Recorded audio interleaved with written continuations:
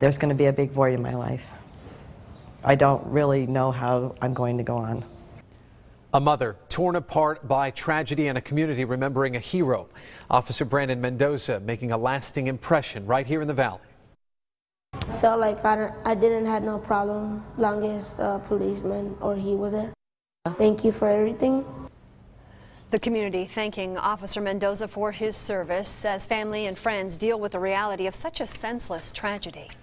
Well, we head into the Fast 15 now, talking about Officer Mendoza. He was killed by that wrong-way driver. He was just 32 years old. He was on his way home off the clock when he was hit head-on. Yeah, many of you have asked how the driver was not stopped any sooner. ABC 15's Nick Van Zandt is taking action to find out exactly what happened on the roads. Nick? That's the big question that we've been asking DPS, and one of the big clues into this is those 911 calls that were made while all of this was happening. Those first 911 calls were first made starting around 12:30, and they lasted for the span of about 35 miles worth of driving. Almost 45 minutes passed, and when you listen to these 911 calls, you'll really hear this common theme as this driver started to go the wrong way on the 101, the wrong way on the 51, the wrong way on I-10 until eventually leading up to the crash. And what these drivers are saying in these 911 calls, when you'll hear them in just about a couple of seconds, is that they had to swerve to get out of the way of this driver and then immediately called 911 to report it. DPS 911. Yes, man.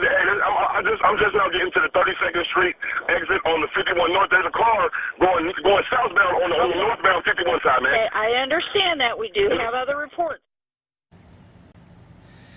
You can hear the intensity in those people's voices, and that's why there's so many questions about why this was not stopped as this driver continued for around 35 miles. We asked DPS that question, and what they said is that a wrong-way driver is a very dangerous situation. They can't really pursue that person because then you have multiple callers all going the wrong way. They said they could only try to intercept, which they did try and intercept.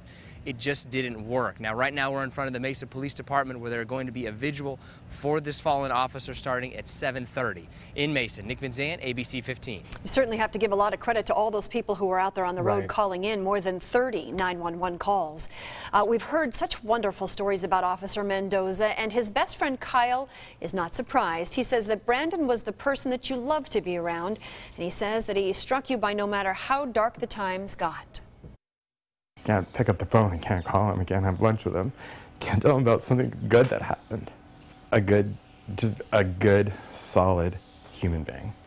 Just to his core, loved his family, loved his mom more than anything.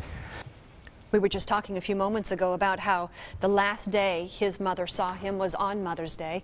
Officer Mendoza's friends continuing to vow to create and continue his efforts to make the community a better place. So many thinking about Officer Mendoza. He watched over the neighborhood near Guerrero Park in Mesa. How about this? The residents there said that he knew a lot of them by name. He was dedicated to keeping that area safe. He also visited the Mesa Boys and Girls Club, often to check in on the kids there. One of the boys we spoke with says Officer Mendoza was his hero, and he now wants to be a police officer too. Every time I saw Mr. Mendoza running around and doing his job, I thought that if I be a cop, I could keep safe the community. Remember, there is a candlelight vigil scheduled for tonight in honor of Officer Brandon Mendoza. That takes place at 7:30 this evening at the Mesa Police Headquarters. That is near North Country Club Drive and Main Street.